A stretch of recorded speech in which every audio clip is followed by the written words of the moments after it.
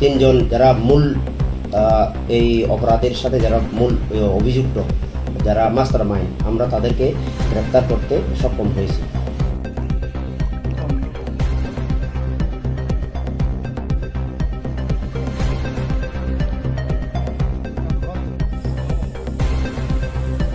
ঘটনা হয়েছিল গত 26 তারিখ এবং আমরা 28 তারিখে আমরা রাতে একটা এফআইআর আমরা রিসিভ করি।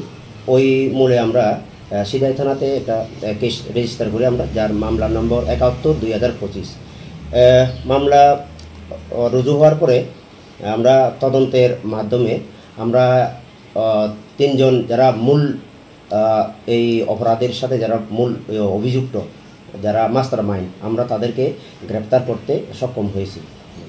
আর কয়জন আছে কেসের মধ্যে? এটা আমরা ওই যদি কেউ দেখে থাকে ইনভলভ, আমরা আজকে কালকে আমরা তাদেরকে কোর্টে ফরওয়ার্ড করার পরে আমরা ইন্টারোগেশন করার পরে আমরা বাদ বাকি আর কি কে থাকতে পারে আমরা তার তদন্ত। অ্যাকচুয়ালি এই ইস্যুটা, মার্ডার ইস্যুটা কি নিয়ে?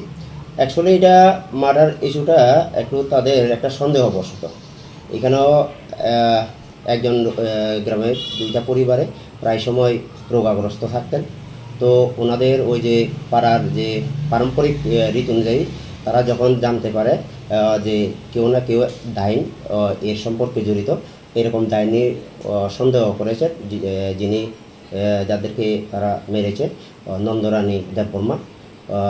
তো ওনাকে পরে ওই ডাইনি সন্দেহ করে তারা তাদের বাড়িতে তাদেরকে মেরে, মানে এরপরে ঝুলিয়ে, গামছা ঝুলিয়ে মেরে ফেলে আর কি। কীভাবে মানে তাদেরকে মেরেছিল?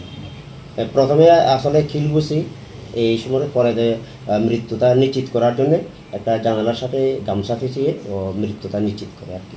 আপনার ডেড বডি কতদিন পরে উদ্ধার করতে পেরেছেন? আমরা 26 তারিখের ঘটনা ও আমরা 28 তারিখ রাত্রে আমরা ডেড বডি আমরা উত্তোলন করি executive magistrate, team of doctor এবং SFSL টিমের সামনে।